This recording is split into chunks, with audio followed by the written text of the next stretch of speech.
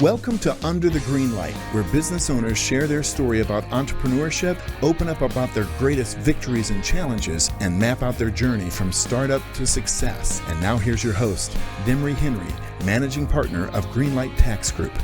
Welcome to the show. Today we have Brad Mall with Oak Highlands Brewery. Welcome.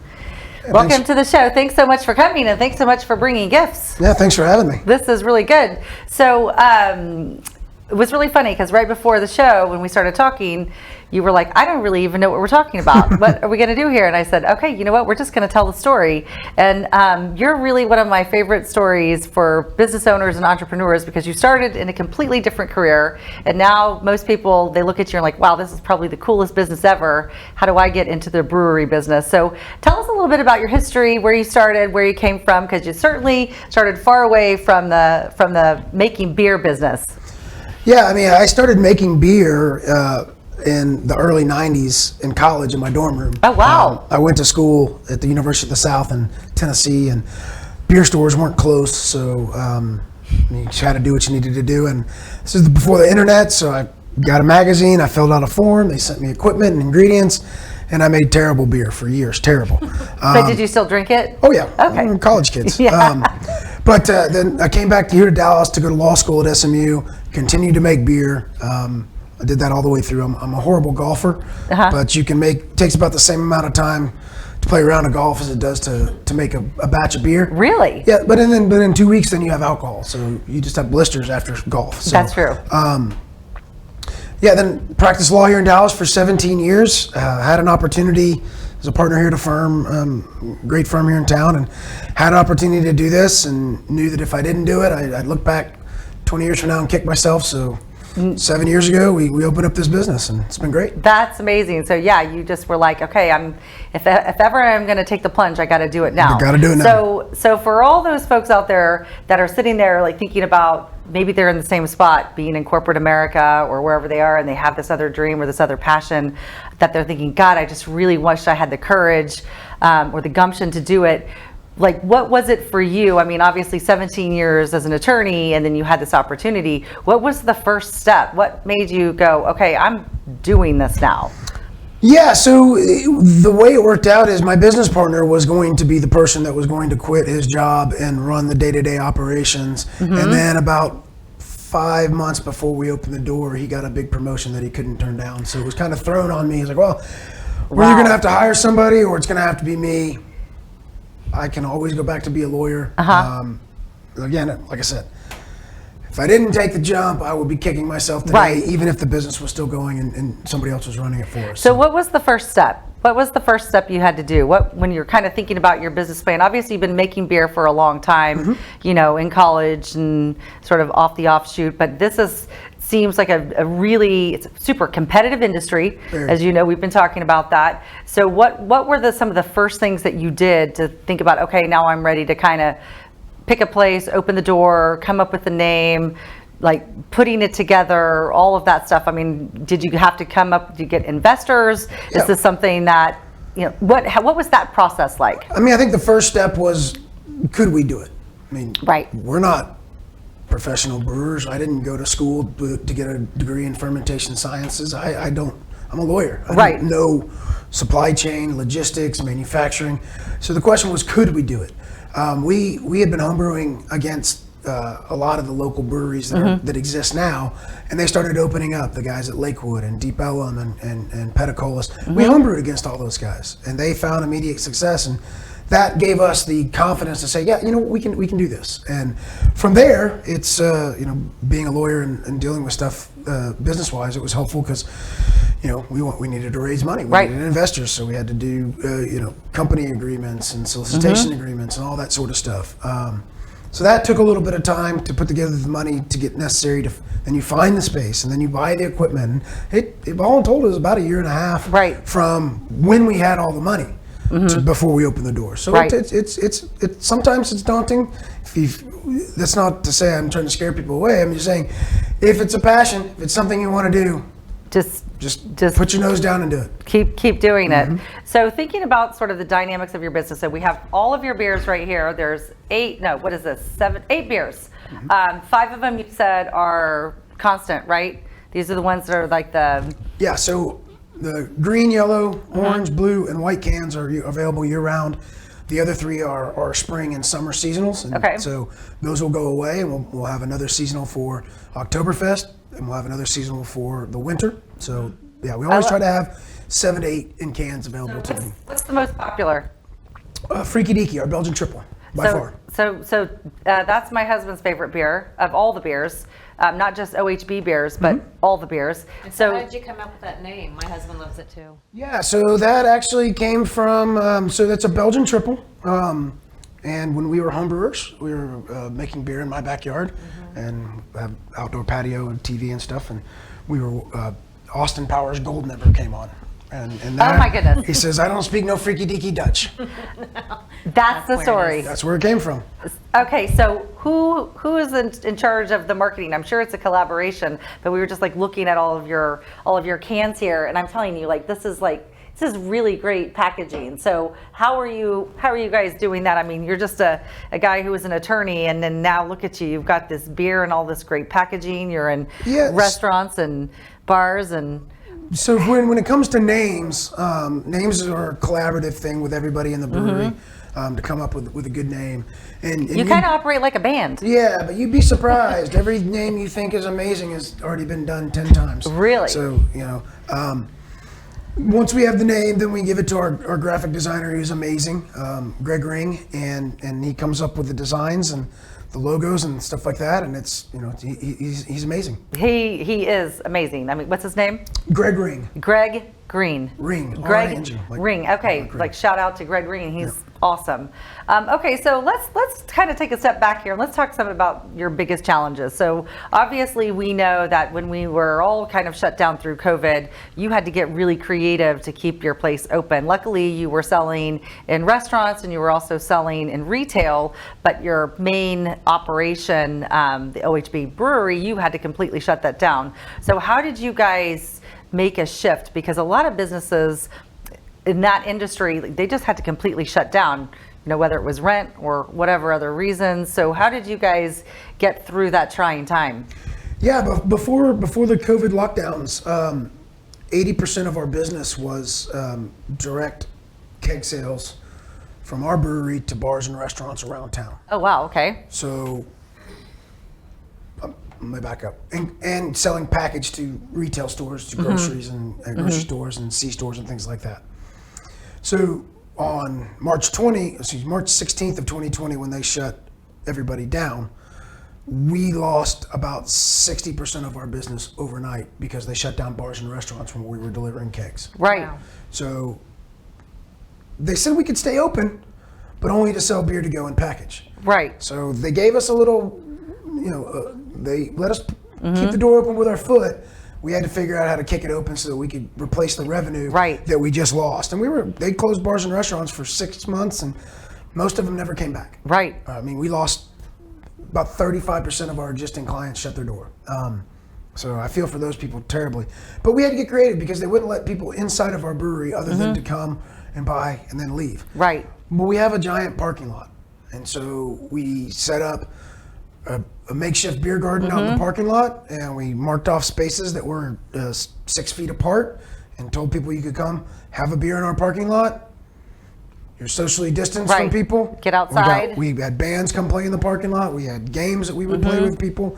And the city and the state didn't like that. We had to fight them with it, but ultimately, being a lawyer helped. There was nothing they could do. We were following all of their rules. But but that helped. We had to get creative, and we transitioned. So when we first opened the brewery, we have a tap room where you can come and we have food and you can sit and eat. But we're located in warehouses. It's not a It's not a bar. It's not a place where you're going to just drive by and you come.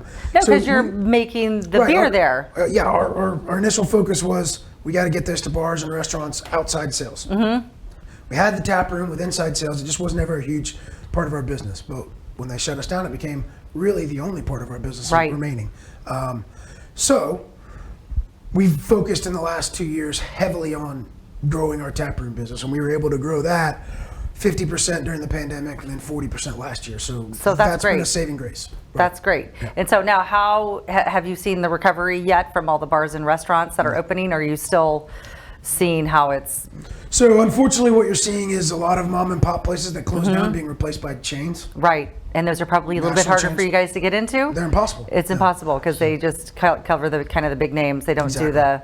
They don't go with small independent people, so that's okay. I mean, Yeah. we'll get there, but you're not seeing what you saw before. Whereas you're still seeing people who are hesitant to go out and spend money in a restaurant or a bar.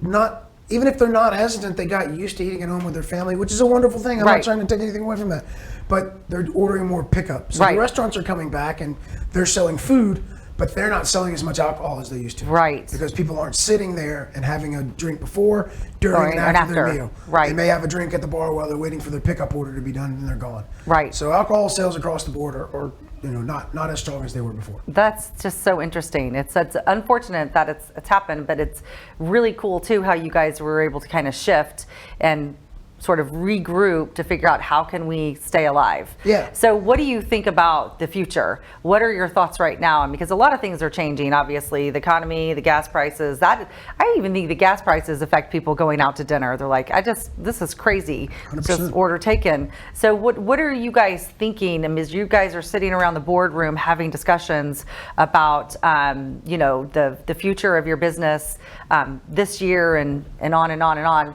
how are you guys kind of planning? What are you thinking about how you're going to make sure you can continue to grow? Because it's not just about sustaining. We need to continue to grow. Oh yeah, right. So we're looking at a few options. We've got some irons in the fire.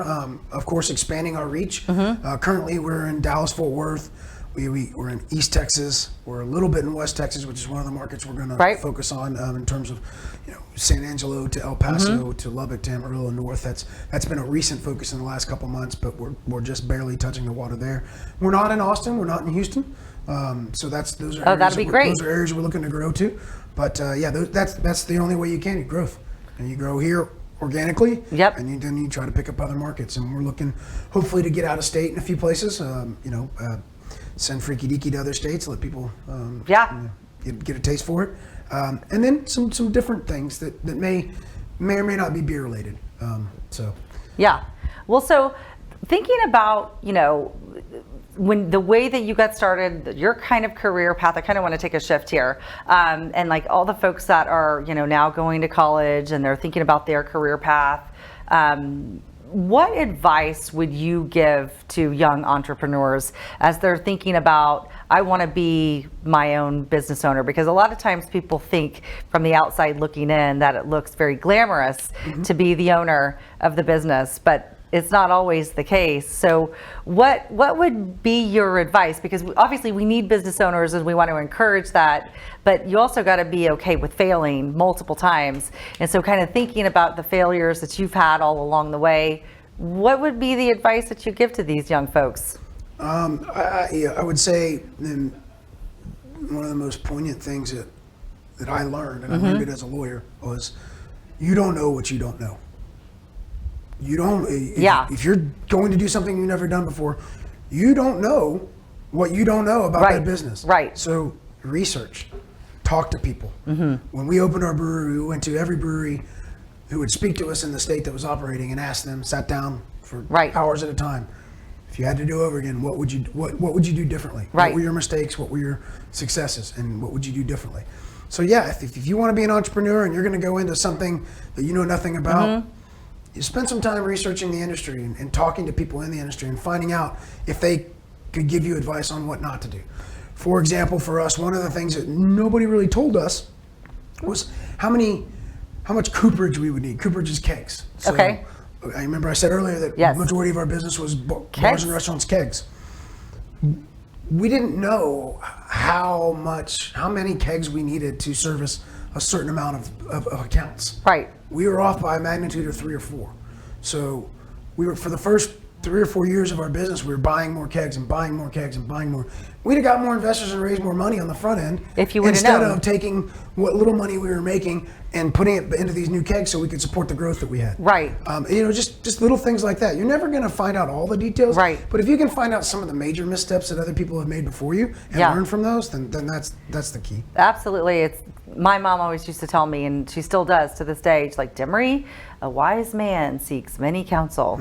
And it's really true, and it kind of correlates into our business. That's what we do. We work with business owners, and we're tax planning and business consulting, and we have an entire team of advisors that works with our clients on how to structure their business appropriately based on, are you an individual owner or you have multiple owners, looking at the accounting and thinking about how important the accounting is if you're wanting to continue to grow. Like you said, you've got to create all these contracts. You might need lines of credit, you might need to go get funding and things like that. So thinking about the financial health of your business today is critical, and then how are you going to continue to grow? And so I know, like, as we're thinking, and when we're working with business owners and thinking about the sales and what they're doing, it's also about how are we accounting for everything properly, and how are we ensuring that profit margins are really as high as they can be. And I'm sure you and your partners think about those things all the time. That's why you're probably focused on, wow, we've already done the math, and we really need to make sure that we're pushing these kegs, because we're going to make a lot more money off these kegs than the packaged goods. Right. So with a keg, it's a sunk cost. Yeah. You one-time cost to buy the keg, and then you just keep it's filling it up. amortized over the years. Those are disposable. So right. Each one of those cans, costs 26 cents, just the can. And then on top of that, you've got the lid. Right. And then you've got the case tray. And then you've got the holders, and every single one of those. The delivery. Right. And the problem is no matter how you structure it, you don't know what's going to happen. And so the price of aluminum for a while went up. The price of the cardboard trays that they're on, right. That's tripled in the last 3 right. years. So, but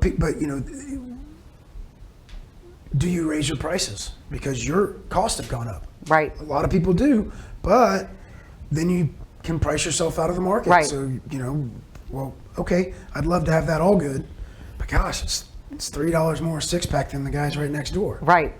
So you got to make some hard decisions sometimes. Yeah, no, I'm sure you're making hard decisions all the time, Okay, so let's think about, what you're really thinking about right now in terms of the next step for OHB. You guys are fully open right now, fully functioning. You can go to the brewery right now and sit down. You call it the tap room. Yep. Sit down and have a meal at the tap room. You can book it for events. Absolutely. Right. You have an amazing back room where it's pretty big right there. Yeah, right it's about 7,000 square feet. So you can have space. Cool parties there. I've been to a couple parties there. I think, have you been to a couple parties there? So definitely want to help support you guys. We love the local people and the local businesses, and love what you're doing. And I know you have a lot of fans in the Lake Highlands and the Dallas, Texas area, and we want to just really help you keep growing. Well, thanks. Yeah, absolutely. I know Melanie has some. I have some fun questions. Awesome. We kind of switch it. Fun beer questions. Okay. So, are you going to do like an optimizer? Optimator? It's a Doppelbock, and so yeah, we already had a Doppelbock on tap, and it'll come. What's a Doppelbock? So, in the Middle Ages, monks became the people who made the beer. Okay. And beer is what saved basically humanity, because you couldn't drink the water because we as humans didn't know what we were doing and would use the bathroom into the lakes and the rivers, and you couldn't drink the water because you would die. So everybody drank beer, but it's different beer. It was beer that was 0.5% of alcohol up to 3%. But for monks, they're supposed to fast. And during the Lenten season, they're supposed to go 40 days without eating. But they could drink. So they made a beer, which was the original one was called Salvatore, the Savior. The monks at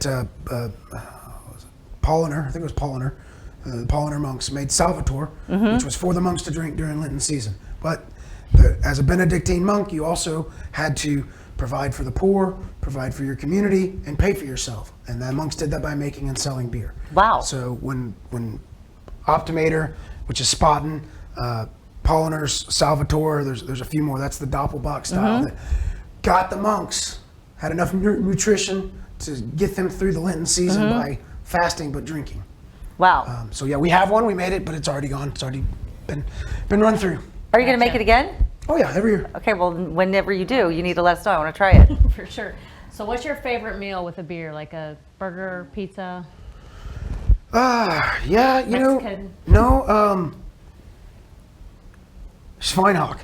So you and I were talking about Oktoberfest. It's the pork shank that comes with the potato dumplings and the German potato salad and that sort of thing. But it's just, you can get it around here.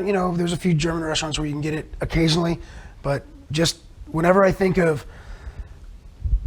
beer and food, I get taken back to Munich to there's just wonderful beer gardens and things there. So Definitely. yeah. All the German You're food. like an authentic beer dude. Like, all the beer things. Try. And so lastly, which one's your favorite baby? Yeah, I was Can gonna you say it? that's which one of my kids I like the best. Exactly. I really do go in stages. It's hot right now in Texas. Newsflash. So I tend to drink more of the lighter, the lagers, the Golden Mustache, the Mas Mejor, and then I do enjoy our two what I call pool beers. The What Limes with Cucumber. It's a tart sour beer with cucumbers and lime, and then the Guava Good. It's amazing. And I'm taking that home. It's fine. And the Guava Good, which is our Kolsch with guava fruit. So they're both delicious, and on a hot summer day, that's what I reach cold? for. Should be. Yeah, it's cold. So in the fall, do you go to Oktoberfest then? Yep. Oktoberfest beer? When our Oktoberfest hits on August 1st, that's the beer I only drink for months. Yeah. It's yummy German beer. This is great. Takes me back. So does this have gluten in it? Yes. 'Cause Okay, it's got they wheat. all do. All of Okay, them have I was looking all out of for you, them Mel. Sorry. Yep. You can't taste it. Anything made with green is going to have gluten in it unless they. That is remove it. amazing. Thank you. Yeah, this is so good. It's like a Gatorade. Can I buy this at Trader Joe's? Can I buy it? Not Trader at Joe's, but Specs, Whole Foods, Whole Total Foods. Wine, Central Okay, Market, Park awesome. Market, a ton of other liquor stores. I'm sorry for leaving. I can't go all down of the them out? entire No, list. that's great. Okay. So my fun Are we good? questions. Well, thank you so yes. much for coming, Of course, Brad. thanks It for was having so me. fun. This is like one of the most fun topics ever. We really appreciate it. It was good to talk to you and learn more about Oak Highlands Brewery and everything we were doing here. My pleasure. Thanks for having me. Okay, good luck to you. Appreciate it. Thank you guys so much for joining in. That is our show. Have a great rest of your day.